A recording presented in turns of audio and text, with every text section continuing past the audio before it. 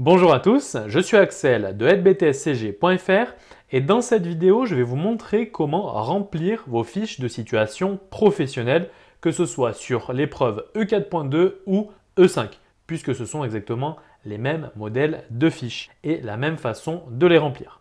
Mais tout d'abord, si vous souhaitez recevoir des exemples de fiches de révision sur le BTSCG ainsi que le début d'une de mes situations professionnelles E5 et quelques pages de mon mémoire de stage, il y a un lien dans la description, vous n'avez qu'à cliquer, saisir votre email et vous recevrez tout ce contenu gratuitement par email. Et pour ceux qui veulent aller plus loin, il y a des fiches de révision complètes et des dossiers complets pour réviser le BTSCG. C'est parti. Pour vous montrer concrètement comment remplir vos fiches de situation professionnelle, j'ai pris pour exemple une de mes fiches concernant une situation professionnelle E5.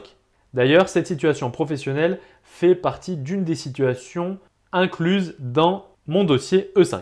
Alors, on va commencer par la première zone, la zone 1, l'identification, qui regroupe ces 4 éléments. Premier élément, l'identification de la situation professionnelle. Alors ça sert uniquement à numéroter les différentes fiches de situation professionnelle. Voilà, SP1, SP2, SP3, etc. Par exemple, si vous avez 3 situations professionnelles pour E4.2, la première, vous allez l'appeler SP1, puis SP2, puis SP3. Et si vous avez 3 autres situations professionnelles pour l'épreuve E5, eh bien, la première, vous allez l'appeler SP4, puis SP5, et enfin SP6. Ensuite, la période de réalisation, c'est tout simplement le mois plus l'année du début de réalisation de votre situation. Par exemple, février 2019. Concernant les modalités de réalisation, 3 choix possibles. Avant la formation, donc ça c'est le cas où avant votre formation, vous avez rencontré une situation professionnelle qui soit utilisable dans le cadre de l'épreuve, durant un stage d'été par exemple. Alors honnêtement, ce cas il est quasiment impossible. Deuxième choix, pendant la formation en établissement. Donc voilà, là c'est le cas où vous avez réalisé une situation professionnelle dans le cadre de votre formation avec l'aide de vos enseignants. Ce que vous allez choisir dans 99% des cas. Et enfin, pendant la formation dans une organisation, si votre situation professionnelle est issue d'une situation vécue en entreprise et que vous l'avez utilisée pour l'épreuve. Et dernier élément d'identification, les conditions de réalisation. Là aussi, vous avez 3 choix possibles et vous allez indiquer si la situation professionnelle a été réalisée en autonomie, de manière accompagnée ou simplement en observation.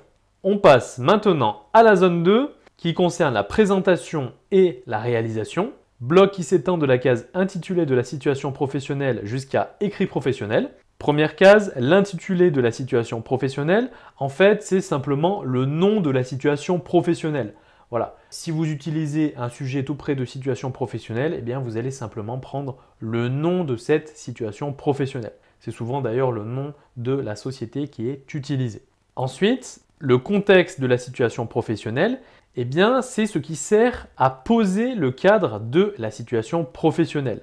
On le retrouve généralement en début de sujet de situation professionnelle dans le cas où vous réalisez votre situation à partir d'un sujet tout près de situation professionnelle. Globalement, c'est un bref résumé de la situation professionnelle qui sert à poser le cadre pour comprendre le contexte de l'entreprise, le contexte de votre situation au sein de l'entreprise en quelques lignes. Ensuite, la problématique de gestion. En fait, il s'agit de répondre à la question suivante. Quel est le problème soulevé par cette situation professionnelle? C'est en fait ce qui sert de point de départ à la réalisation de la situation professionnelle. Dans l'exemple, on est sur une situation professionnelle sur l'épreuve E5. On a une société qui fabrique 2 appareils, des smartphones et des tablettes, et on souhaite automatiser le calcul de la rentabilité de ces 2 produits vendus. Et pour cela, on va partir des charges que l'on va incorporer et répartir sur chaque produit. Donc c'est la problématique, c'est l'automatisation du calcul de la rentabilité de 2 produits qui sont vendus, de l'incorporation des charges à leur répartition sur chaque produit. Alors, pour ce qui est de la problématique, vous pouvez la définir en une phrase ou alors poser une question. Dans ce cas-là, on aurait pu mettre comment automatiser le calcul de la rentabilité, de l'incorporation des charges à leur répartition sur chaque produit, point d'interrogation. Ensuite, lieu et période de réalisation. Donc le lieu, c'est l'endroit où vous avez réalisé votre situation professionnelle. Donc généralement, l'endroit où vous êtes scolarisé, hein, si vous êtes en formation initiale ou en formation en alternance. Et la période de réalisation, comme pour le premier cadre, c'est tout simplement le mois et l'année du début de réalisation de la situation. Les conditions de réalisation, dans cette case, vous allez indiquer plusieurs choses. La première, ce sont les ressources utilisées, notamment les ressources logicielles. Par exemple, pour un PGI, eh bien, quelle fonctionnalité du PGI vous avez utilisé? Pour Excel, quelle fonctionnalité d'Excel? Peut-être que vous avez utilisé le gestionnaire de scénario, des graphiques, l'outil valeur cible, le solver, etc. Autre élément, les contraintes. Il faut répondre à la question suivante. En quoi le contexte induit des contraintes? L'idée, c'est vraiment de cibler les contraintes liées à la réalisation des différentes missions de la situation professionnelle. Dans l'exemple, au niveau des ressources, j'ai mentionné tableur Excel. Pour ce qui est de l'incorporation des charges et du compte de résultat différentiel, donc voilà les éléments principaux que j'ai réalisés sur le tableur Excel. Ici, par exemple, dans d'autres situations professionnelles, j'ai utilisé le Publipostage et donc je mentionne Word, un tiret, Publipostage. J'utilise aussi dans une situation le gestionnaire de scénario, et bien j'indique Excel, utilisation du gestionnaire de scénario. Donc voilà, l'idée c'est vraiment de préciser les outils que vous avez utilisés, les ressources que vous avez utilisées sur les différents logiciels notamment. Et d'ailleurs, hein, si vous avez fait une présentation PowerPoint, vous allez mentionner PowerPoint, présentation du compte de résultat différentiel par exemple. Et j'ai mentionné une contrainte, à savoir que les données à extraire sont issues de sources de nature différentes. Extrait de bilan, mail, discussion. Ce qui est une contrainte liée à la réalisation de la situation professionnelle, puisque les données à intégrer pour réaliser la situation professionnelle, elles proviennent de sources totalement différentes, hein, et il faut tout d'abord les recueillir pour ensuite les utiliser. Donc ce qui est une contrainte vraiment liée à la réalisation de cette situation. On n'a pas simplement un tableau Excel sur lequel on doit travailler. Non, ici on a des sources multiples d'informations, ce qui génère une contrainte pour l'organisation et pour le traitement des données. Et troisième élément, les démarches, à savoir les démarches mises en œuvre pour réaliser les missions, c'est-à-dire comment vous avez procédé. Alors, à mon sens, les démarches, elles ont plus leur place dans la case production réalisée. Donc pour éviter les redits, il vaut mieux à mon sens ne pas mentionner les démarches dans les conditions de réalisation. On passe à la case production réalisée. Dans cette case, vous allez en fait mentionner toutes les missions réalisées pour répondre à la problématique. Notamment, vous allez détailler la réalisation des missions avec les différentes étapes effectuées. Et pour chaque étape, vous allez préciser le logiciel, Word, Excel, PowerPoint, EBP, etc., ainsi que la fonctionnalité utilisée. Donc comme on l'a vu, pour Word, le Publipostage, pour Excel, tableau de calcul, liste déroulante, gestionnaire de scénario, valeur cible, solver, création de graphiques, utilisation de macro-commandes, etc. Et pour PowerPoint, la réalisation d'une présentation. Sauf qu'ici, vous allez venir plus en profondeur sur le sujet. Vous n'allez pas simplement énumérer, voilà, tel logiciel avec telle fonctionnalité. Non, vous allez vous baser sur le logiciel et la fonctionnalité, mais vous allez aller en profondeur dans le sujet. Par exemple, ici, tout simplement, j'ai listé les différentes missions issues du sujet. Dans le sujet, il y a 3 missions et je liste les différentes missions et quelle production j'ai réalisée pour répondre à ces différentes missions. Dans l'exemple, la mission 1 porte sur les charges incorporées en comptabilité de gestion, à savoir le retraitement des charges pour les incorporer au coût de chaque produit. Pour réaliser cette mission, première étape, j'ai créé un tableau de répartition des différentes charges en plusieurs catégories. Charges non incorporables, incorporables, supplétives et incorporées. Et deuxième étape, j'ai automatisé le retraitement de ces charges et leur incorporation au coût. C'est-à-dire qu'on peut venir modifier les données de base sur les différents éléments de coût. Eh bien, la modification de ces éléments va être prise en charge de manière automatique et les différents coûts mentionnés vont être retraités automatiquement dans les différentes catégories de coûts et seront incorporés ou non en fonction de leur nature, de manière automatique. Ensuite, la mission 2 qui porte sur le compte de résultat différentiel. Pour y répondre, première étape, j'ai créé un tableau récapitulatif des caractéristiques de chacun des deux produits, à savoir la taille de l'écran, la taille de l'appareil, le poids, etc.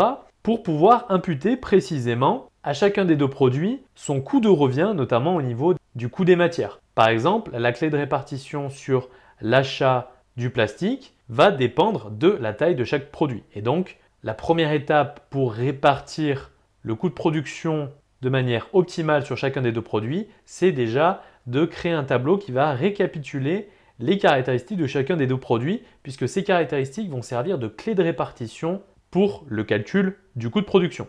Et ensuite, deuxième étape, calcul du résultat de chaque produit par le biais de la mise en place d'un compte de résultat différentiel, à savoir un tableau avec chiffre d'affaires moins les charges variables égale marge sur coût variable moins les charges fixes égale résultat. Et mission 3 qui porte sur l'opportunité ou non d'une commande supplémentaire. Pour savoir si cette commande est judicieuse ou non, première étape, on a redéfini le prix de vente puisqu'il a changé, puisqu'on a accordé une remise exceptionnelle. Et deuxième étape, calcul de la rentabilité de cette commande supplémentaire via une analyse marginale des coûts. C'est-à-dire, on va voir si la production de tablettes et smartphones liée à cette commande supplémentaire ne va pas entraîner des coûts supplémentaires de production, notamment si elle ne va pas entraîner une hausse des charges fixes par exemple. Donc voilà pour la case production réalisée. Ensuite, la case écrit professionnel. Alors en fait, pour moi, c'est surtout si la situation professionnelle est réalisée en entreprise. C'est-à-dire que vous allez préciser des éléments lorsqu'il ne s'agit pas de réalisation professionnelle. Et dans ce cas, vous allez détailler les éléments et les fournir en annexe. Ça peut être un retour par mail de votre responsable suite à l'envoi de votre production, par exemple. Donc voilà, c'est lorsqu'il n'y a pas forcément de production, de réalisation professionnelle, vraiment, voilà, vous n'avez pas forcément de fichier, mais que vous avez des écrits professionnels liés à des mails principalement qui vont vous servir en fait de matière à votre situation professionnelle. Donc comme je vous l'ai dit, si vous avez un retour par mail suite à une de vos prestations qui est liée à la situation professionnelle. Donc pour moi, c'est vraiment le cas si dans la zone 1, vous avez sélectionné en modalité de réalisation pendant la formation dans une organisation. Pour moi, dans les autres cas, à savoir dans 99% des cas, lorsque vous allez réaliser votre situation professionnelle grâce à un sujet de situation en établissement, eh bien, il n'y aura pas d'écrit professionnel, donc vous allez mentionner non dans cette case. C'est tout pour la zone 2. On passe à la zone 3 qui concerne les éléments du référentiel. Donc ici, en fait, vous allez simplement sélectionner dans la colonne composante de l'activité les différents processus mis en œuvre dans la situation professionnelle. Vous allez simplement ici ajouter pour chaque ligne une composante en fonction du nombre de composantes que vous avez mises en œuvre. Vous allez la sélectionner et une fois sélectionnée, les colonnes processus, activité et compétences associées vont se remplir automatiquement grâce à des recherches V. D'ailleurs, lorsque vous allez sélectionner une composante, n'oubliez pas de regarder la compétence associée pour vérifier que la composante soit bien cohérente avec la production réalisée pour la situation. Par exemple, moi, pour cette situation, j'ai indiqué comme composante de l'activité analyse de la décision de gestion, donc identifier les enjeux, les incidences, les caractéristiques d'une décision de gestion, recensement des coûts associés à une activité, un produit ou un service de l'organisation, donc caractériser les objets de coût, produits, services, commandes, processus, entités et identifier les coûts pertinents, et ainsi de suite. Et on voit que tous les éléments que j'ai mentionnés, donc toutes les composantes d'activité que j'ai choisies, si je lis les compétences associées, c'est bien cohérent avec la réalisation de la situation. Et ce sont bien des compétences et des composantes mises en œuvre pour la réalisation de la situation. D'ailleurs, petite précision sur les processus à utiliser en fonction des épreuves. Pour ce qui est des situations professionnelles E4.2, vous devez présenter 3 fiches de situation couvrant l'ensemble des processus P1 à P4, plus le processus P7. Et pour chaque situation, il faut utiliser au moins 3 processus différents, dont obligatoirement le processus support P7. Et pour les situations professionnelles de l'épreuve E5, là aussi il faut produire 3 fiches de situation, mais qui couvrent cette fois-ci les processus 5 et 6, plus le processus P7. Et pour chaque situation professionnelle E5, il faut utiliser au moins 2 processus différents, dont obligatoirement le processus support P7. Et enfin, dernière zone, la zone 4 qui porte sur l'analyse. Première case, analyse de la situation. En fait, là, vous allez faire un rapide compte-rendu sur la réalisation de la situation professionnelle. Vous allez indiquer si vous avez rencontré des difficultés, si oui, lesquelles, donc vous allez les identifier. Et vous allez indiquer aussi comment vous avez résolu ces différentes difficultés, par quels moyens et avec quelle stratégie. Et dans cette case, vous pouvez aussi indiquer les missions supplémentaires à envisager ainsi que les axes d'amélioration. Dans l'exemple, en une phrase, j'ai fait un bref constat sur la réalisation de cette situation professionnelle. Ensuite, j'ai indiqué les problèmes rencontrés, notamment l'incorporation des charges qui a été assez longue à mettre en place et qui a demandé de la réflexion et des compétences à la fois techniques et théoriques, puisque pour chaque élément de coût, il faut les traiter de manière autonome et bien savoir pour chaque élément s'il faut ou non les incorporer et dans quelle proportion les incorporer dans les différentes catégories. Rappelez-vous, il s'agissait de la mission 1 sur les charges incorporées en comptabilité de gestion avec la répartition des différentes charges dans les différentes catégories non incorporables, incorporables, supplétives et incorporées. Donc voilà, je mentionne les difficultés principales, notamment les difficultés liées à cette première mission sur l'incorporation des charges. Et ensuite, j'indique une mission à envisager, à savoir qu'il pourrait être intéressant d'envisager d'avoir des clés de répartition de charges plus pertinentes. En clair, je fais un constat sur la réalisation de la situation professionnelle, j'indique le problème majeur rencontré, notamment sur l'incorporation des charges, et je précise une mission à envisager qui découle en fait du constat et des problèmes rencontrés, à savoir, peut-être que ça aurait été plus facile si les clés de répartition avaient été plus pertinentes notamment. Donc voilà pour ce qui est de l'analyse de la situation. Et enfin, la contribution de la situation professionnelle à la professionnalisation. Alors pourquoi je n'ai rien rempli? Tout simplement car dans cette case, vous allez faire un petit bilan personnel.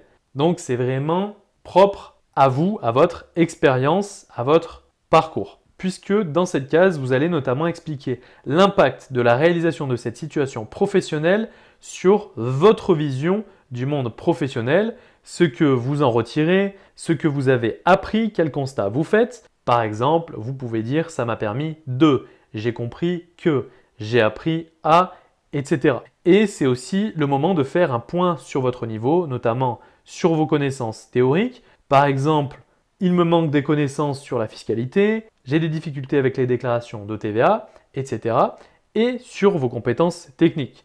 Par exemple, vous faites un point sur votre maîtrise d'Excel et vous indiquez que ma maîtrise d'Excel m'a permis de réaliser un fichier Excel quasiment entièrement automatisé avec seulement des variables et des données de départ à modifier. Donc l'idée, c'est vraiment de faire un petit constat sur votre niveau théorique et sur vos compétences techniques. Et vous pouvez aussi faire un bref comparatif avec l'univers professionnel. Notamment, vous pouvez faire un parallèle entre la situation professionnelle réalisée et une de vos expériences professionnelles vécues en stage de BTS, par exemple. Vous pouvez dire « j'ai pu observer des similitudes avec tatati tatata ». Donc voilà pour cette vidéo sur comment remplir vos fiches de situation professionnelles. Je me répète, si vous souhaitez recevoir des exemples de fiches de révision sur le BTS CG ainsi que le début d'une de mes situations professionnelles E5 et quelques pages de mon mémoire de stage E6, il y a un lien dans la description, vous n'avez qu'à cliquer, saisir votre email et vous recevrez tout ce contenu gratuitement par email. J'espère en tout cas que cette vidéo vous sera utile et quant à nous, on se dit à la prochaine.